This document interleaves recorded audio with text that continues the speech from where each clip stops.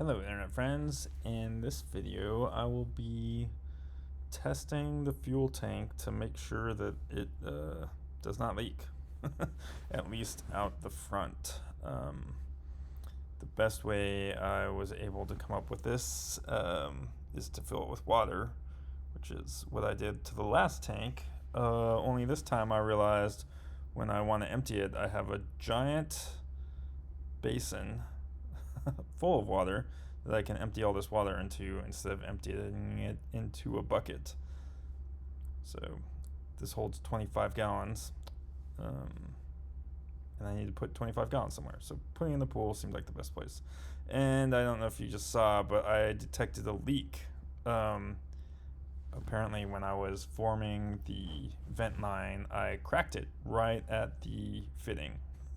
So luckily there was enough slack in the line for me to be able to just cut the fitting off, flare it right there, and then put it back on. So that's how I fixed it, but otherwise I was unable to detect any leaks anywhere else.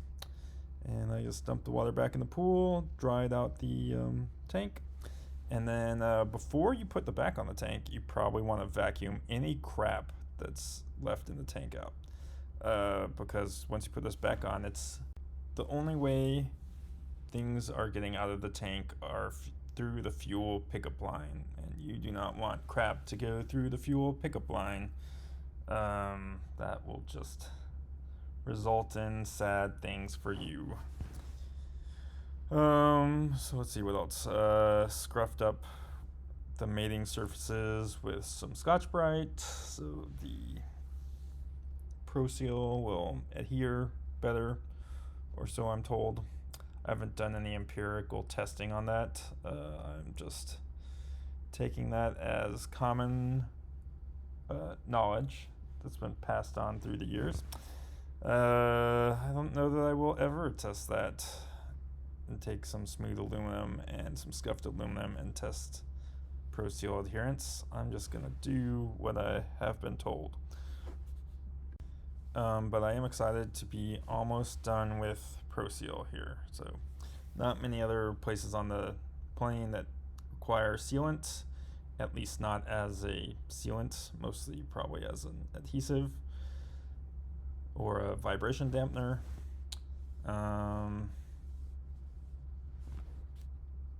What else can I say about finishing the tank?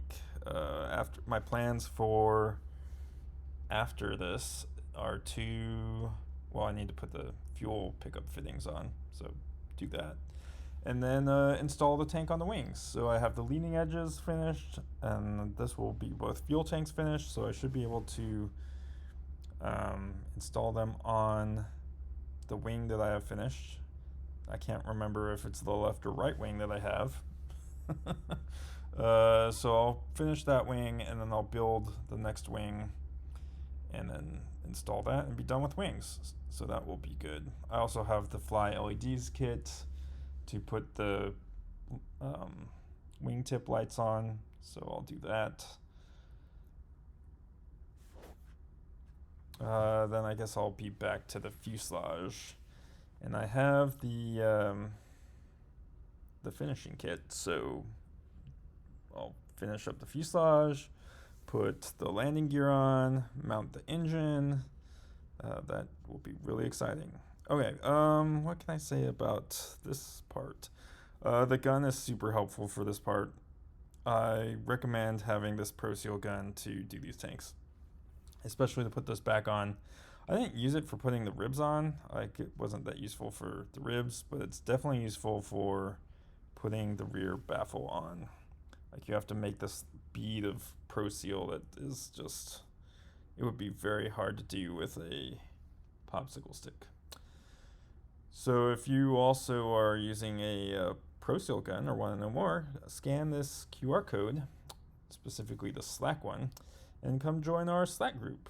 And while you're in the Slack group, then you can go to the Wall of Shame channel and post all your Pro Seal fails.